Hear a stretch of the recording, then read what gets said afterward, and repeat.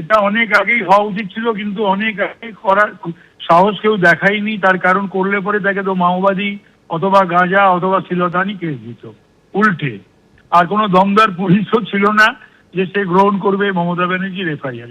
যদিও মমতা ব্যানার্জি তো আইনের ঊর্ধ্বে নন, তিনি এবং তার দলের অনেকেই যে ধরনের উস্কানিমূলক প্ররোচনামূলক রাজনৈতিক হিংসা ছড়ানোর জন্য দাঙ্গা ফাসাদ করার পক্ষে যথেষ্ট ছিল, যে ধরনের ভাষা শব্দ এবং উস্কানি তিনি দিয়েছিলেন, যা ওই চেয়ারে বসে ভারতবর্ষের যা আমাদের সংবিধান বা ল অফ দ্য ল্যান্ড অনুযায়ী এগুলো পড়া বলা যায় না। তো সুতরাং যেটা হয়েছে ঠিকই হয়েছে। মমতা বন্দ্যোপাধ্যায়ের বিরুদ্ধে উস্কানি দেওয়ার অভিযোগ, মমতা বন্দ্যোপাধ্যায়ের বিরুদ্ধে সেই অভিযোগে হেয়ার স্ট্রিট থানায় এফআইআর দায়ের হয়েছে। মমতা বন্দ্যোপাধ্যায়ের বিরুদ্ধে এফআইআর দায়ের হয়েছে হেয়ার স্ট্রিট থানায়।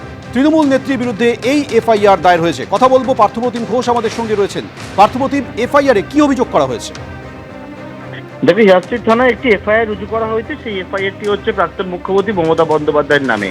নেত্রীনগর থানার বাসিন্দা এক ব্যক্তি তিনি অভিযোগ করেছেন, এবং যে কপি দেখতে পাচ্ছ এফআইআর সেটি হচ্ছে এই ব্যক্তির অভিযোগ যে মমতা বন্দ্যোপাধ্যায় ধর্ণামঞ্চ থেকে গত মার্চ মাসে এমন কিছু বক্তব্য রাখেন, সেক্ষেত্রে মনে করছেন তিনি সাম্প্রদায়িক যে সম্প্রীতি সেটা নষ্ট, দুই ধর্মের মানুষের মধ্যে হচ্ছে ভেদাভেদ তৈরি করে একবারে গন্ডগোল তৈরি হতে পারে, এবং এই বক্তব্য অত্যন্ত উস্কানিমূলক বক্তব্য। এবং এই বক্তব্যের পরিপ্রেক্ষিতে কিন্তু তিনি প্রথমে নেত্রীনগর থানায় একটি অভিযোগ করেন, সেখান থেকে জিরো এফআইআর, কারণ যে জায়গায় ধর্ণামঞ্চ হয়েছিল সেটা হেয়ার স্ট্রিট থানার মধ্যে পড়ে, এবং তার পরবর্তীকালে হেয়ার স্ট্রিট থানার পুলিশ এটি এফআইআর রুজু করেছে। তার মধ্যে 3টি ধারায় এফআইআর হয়েছে। এই 3টি ধারার মধ্যে যে ধারাগুলি রয়েছে তার মধ্যে হচ্ছে বিএনএস এর 196 নম্বর ধারা, যেটা সাবসেকশন 1, এই ধারাতে কিন্তু মামলা হয়েছে। এবং এই ধারাটি হচ্ছে সাধারণত যে বিষয় সেটা হচ্ছে ধর্মের মধ্যে একটা বিদ্বেষ তৈরি করা, বিভিন্ন গোষ্ঠীর মধ্যে একটা বিদ্বেষ তৈরি করা, যেটি হচ্ছে জামিন অযোগ্য ধারা।